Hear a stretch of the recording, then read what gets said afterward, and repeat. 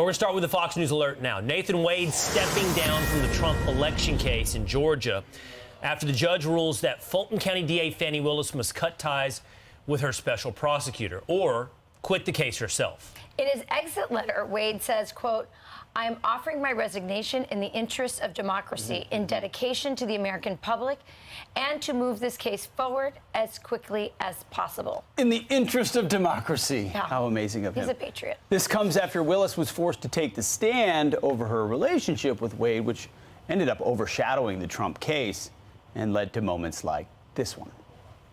You're confused. You think I'm on trial. These people are on trial for trying to steal an election in 2020. I'm not on trial, no matter how hard you try to put me on trial. Let me tell you which one you lied in. Right here.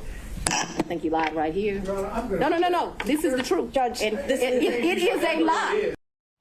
So Fox News legal analyst Greg Jarrett joins us now. Greg, great to have you this morning. So from best I and we can tell, Judge McAfee attempted to sort of split the baby here, to do something that maybe wasn't politically controversial in Fulton County, but also punish Willis and Wade for the appearance of impropriety.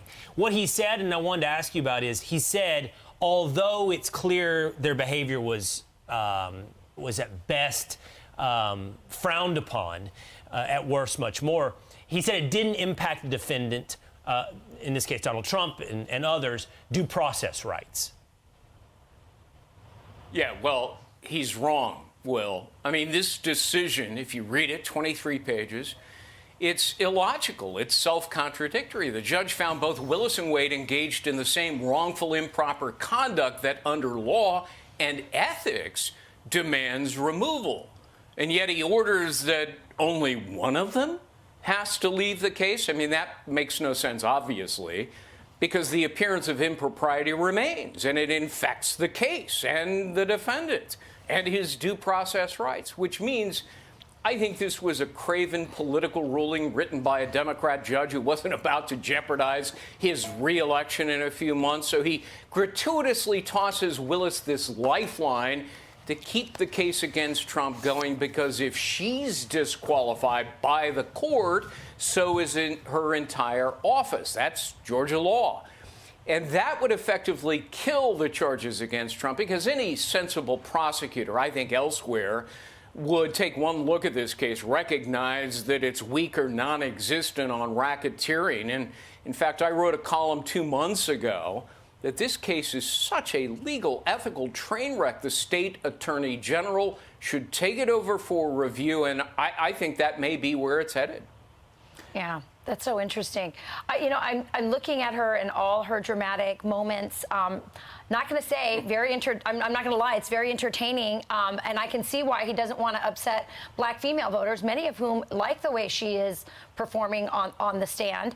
But I guess the question I have is just, where does this go in terms of the general public opinion about, this being election interference, the entire process for Donald Trump, that they're trying to, tie him up in these court cases.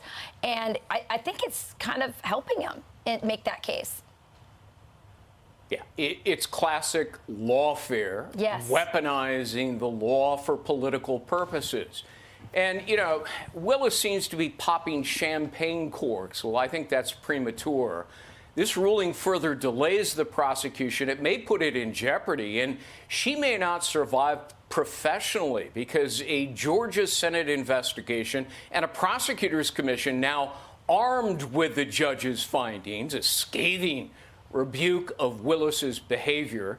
I mean, he called her unprofessional, said she may have been untruthful and dishonest. My goodness, that is a breach of duty. It's grounds for removal from office, not just a case. She undermined the public's trust.